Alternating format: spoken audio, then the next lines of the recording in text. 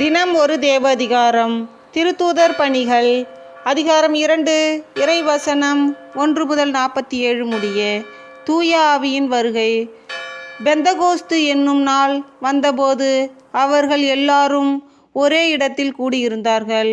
திடீரென்று கொடுங்காற்று வீசுவது போன்று ஓர் இரைச்சல் வானத்திலிருந்து உண்டாகி அவர்கள் அமர்ந்திருந்த வீடு முழுவதும் ஒலித்தது. மேலும் நெருப்பு போன்ற பிளவுற்ற நாவுகள் ஒவ்வொருவர் மேலும் வந்து அமர்ந்ததை அவர்கள் கண்டார்கள். அவர்கள் அனைவரும் தூய ஆவியால் ஆட்கொள்ளப்பட்டனர். தூய ஆவியின் தூண்டுதலால் அவர்கள் ஒவ்வொருவரும் வெவ்வேறான மொழிகளில் பேசத் தொடங்கினார்கள். அப்பொழுது வானத்தின் கீழுள்ள அனைத்து நாடுகளிலும் இருந்தும் வந்திருந்த இறைப்பற்றுள்ள யூத மக்கள் எருசலேமில் தங்கியிருந்தனர். அந்த ஒலியை கேட்டு கூடிய திரளான மக்களுள் ஒவ்வொருவரும் தம் சொந்த மொழிகளில் அவர்கள் பேச கேட்டு குழப்பமடைந்தனர். எல்லோரும் மலைத்து போய், இதோ பேசுகின்ற இவர்கள் அனைவரும் கலிலேயர் அல்லவா? அவ்வாறிருக்க நம்முடைய தாய்மொழிகளில் இவர்கள் பேசுவதை நாம் ஒவ்வொருவரும் கேட்பதெப்படி என வியந்தனர்.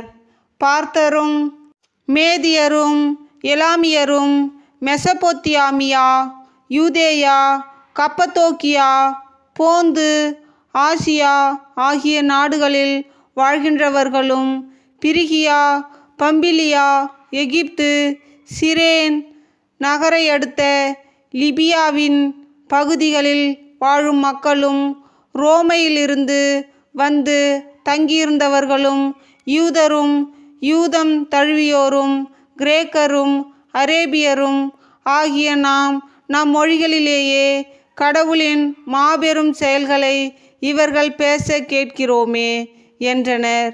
எல்லாரும் மலைத்து போய் இதன் பொருள் என்னவென்று ஒருவரோடு ஒருவர் கேட்டவாறு மனம் குழம்பி நின்றனர். இவர்கள் இனிய மதுவை நிரப்பி குடித்துள்ளனர் என்று மற்றவர்கள் கிண்டல் செய்தனர். பெந்தகோஸ்து நாளில் பேதுருவின் அருளுரை. அப்பொழுது பேதுரு 11 சேர்ந்து எழுந்து நின்று உரத்த குரலில் அவர்களிடம் பின்வருமாறு கூறினார். யூத மக்களே, எருசலேமில் வாழும் மக்களே, இதை தெரிந்து கொள்ளுங்கள். எனது சொற்களை கவனித்து கேளுங்கள். நீங்கள் நினைப்பது போல் இவர்கள் குடிவெறியில் இருப்பவர்கள் அல்ல. இப்போது காலை 9 மணிதான் ஆகிறது. நீங்கள் காணுகின்ற காட்சி இறைவாக்கினர் யோவேல் கூறிய நிகழ்ச்சியே. அவர் மேலும் கடவுள் கூறியது, இறுதி நாள்களில் நான் மாந்தர் யாவர் மேலும் என் ஆவியை பொழிந்தருளுவேன். உங்கள் புதல்வரும் புதல்வியரும் இறைவாக்கு உரைப்பர். உங்கள் இளைஞர்கள் காட்சிகளையும் உங்கள் முதியோர் கனவுகளையும் காண்பர். அந்நாள்களில் உங்கள் பணியாளர் பணிப்பெண்கள் மேலும் என் ஆவியை பொழிந்தருளுவேன். அவர்களும் இறைவாக்கு உரைப்பர். இன்னும் மேலே வானத்தில் அருஞ்செயல்களையும் கீழே வையகத்தில் இரத்தம், நெருப்பு, புகைப்படலம் ஆகிய அடையாளங்களையும் கொடுப்பேன். ஒளிமயமான பெருநாளாகிய ஆண்டவரின் நாள் வரும் முன்னே கதிரவன் இருண்டு போகும், நிலவோ இரத்த நிறமாக மாறும். அப்பொழுது ஆண்டவரின் திருப்பெயரை சொல்லி வேண்டுவோர் யாவரும் தப்பி பிழைப்பர். இஸ்ரேல் மக்களே, நீங்கள் இந்த வார்த்தைகளை கேளுங்கள். கடவுள் நாசரேத்து இயேசுவின் வழியாக உங்கள் நடுவில் வல்ல செயல்களையும் அருஞ்செயல்களையும் அடையாளங்களையும் செய்து அவரை இன்னோரென்று உறுதியாக காண்பித்தார். இது நீங்கள் அறிந்ததே. கடவுள் தாம் வரையறுத்துள்ள திட்டத்தின்படியும் தம் முன்னறிவிப்பின்படியும் இந்த இயேசுவை உங்கள் கையில் விட்டுவிட்டார். நீங்கள் திருச்சட்டம் அறியாதார் மூலம் அவரை சிலுவையில் அறைந்து கொன்றீர்கள். ஆனால் கடவுள் அவரை மரண வேதனையினின்று விடுவித்து உயிர்த்தெழச் செய்தார். ஏனென்றால் மரணம் அவரை தன் பிடியில் வைத்திருக்க முடியவில்லை. தாவீது அவரை குறித்து கூறியது, நான் ஆண்டவரை எப்போதும் என் கண்முன் வைத்துள்ளேன். அவர் என் வலப்பக்கம் உள்ளார். எனவே நான் அசைவுறேன். இதனால் என் இதயம் பேருவகை கொள்ளுகின்றது.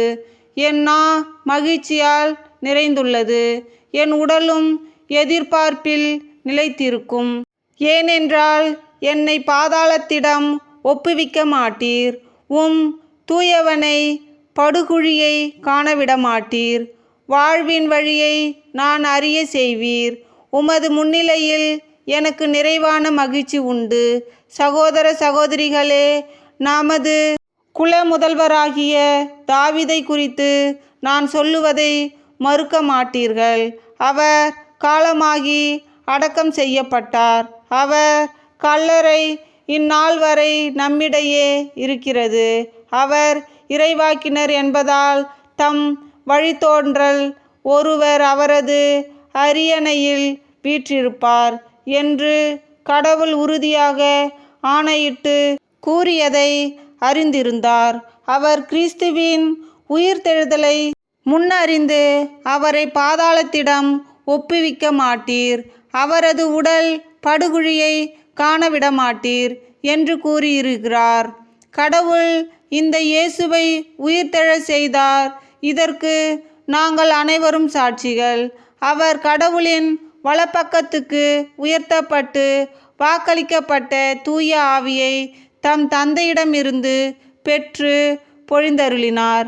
நீங்கள் காண்பதும் கேட்பதும் இதுதான். விண்ணுலகிற்கு உயர்த்தப்பட்டவர் தாவீது அல்ல. ஏனெனில் ஆண்டவர் என் தலைவரிடம், நான் உம் பகைவரை உமக்கு கால்மணையாக்கும் வரை நீர் என் வலப்பக்கம் வீற்றிரும் என கூறினார் என்று அவரே சொல்லுகிறாரே. ஆகையால் நீங்கள் சிலுவையில் அறைந்து இந்த இயேசுவை கடவுள் ஆண்டவரும் மெசியாவுமாக்கினார் என்பதை இஸ்ரேல் மக்களாகிய நீங்கள் அனைவரும் உறுதியாக அறிந்து கொள்ளுங்கள். அவர்கள் இதை கேட்டு உள்ளம் குத்தப்பட்டவர்களாய் பேதுருவையும் மற்ற திருத்தூதர்களையும் பார்த்து, சகோதரரே, நாங்கள் என்ன செய்ய வேண்டும் என்று கேட்டார்கள். அதற்கு பேதுரு அவர்களிடம், நீங்கள் மனம் மாறுங்கள். உங்கள் பாவங்களிலிருந்து மன்னிப்பு பெறுவதற்காக ஒவ்வொருவரும் இயேசு கிறிஸ்துவின் பெயரால் திருமுழுக்கு பெறுங்கள். அப்பொழுது தூய ஆவியை கொடையாக பெறுவீர்கள். ஏனென்றால் இந்த வாக்குறுதியானது உங்களுக்கும் உங்களது பிள்ளைகளுக்கும் தொலையில் உள்ள யாவருக்கும் ஆண்டவராகிய கடவுள் தம்மிடம் அழைக்கும் அனைவருக்கும் உரியது என்றார். மேலும் அவர் வேறு பல சான்றுகளை எடுத்து கூறி, நெறிகெட்ட இந்த தலைமுறையிலிருந்து உங்களை காப்பாற்றி கொள்ளுங்கள் என்று அறிவுறுத்தினார். அவருடைய வார்த்தைகளை ஏற்றுக்கொண்டவர்கள் திருமுழுக்கு பெற்றார்கள். அன்று ஏறக்குறைய 3000 பேர் அவர்களோடு சேர்க்கப்பட்டனர். நம்பிக்கை கொண்டோரின் வாழ்க்கை முறை. அவர்கள் திருத்தூதர் கற்பித்தவற்றிலும் நட்புறவிலும் அப்பம் பிடுவதிலும் இறைவேண்டலிலும் உறுதியாய் நிலைத்திருந்தார்கள். மக்கள் அனைவரிடமும் அச்சம் நிலவியது. திருத்தூதர் வழியாக பல அருஞ்செயல்களும் அடையாளங்களும் நிகழ்ந்தன. நம்பிக்கை கொண்டோர் அனைவரும் ஒன்றாயிருந்தனர். எல்லா உடைமைகளையும் பொதுவாய் வைத்திருந்தனர். நிலபுலங்களும் பிற உடைமைகளும் உடையோர் அவற்றை விற்று அனைவருக்கும் அவரவர் தேவைகளுக்கேற்ப பகிர்ந்தளித்தனர்.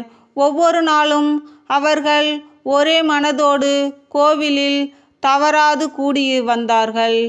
பேருவகையோடும் எளிய உள்ளத்தோடும் வீடுகள் தோறும் அப்பத்தை பிட்டு உணவை பகிர்ந்து உண்டு வந்தார்கள். அவர்கள் கடவுளை போற்றி வந்தார்கள். எல்லா மக்களுடைய நல்லெண்ணத்தையும் பெற்றிருந்தார்கள். ஆண்டவரும் தாம் மீட்டு கொண்டவர்களை நாள்தோறும் அவர்களோடு சேர்த்து கொண்டே இருந்தார்.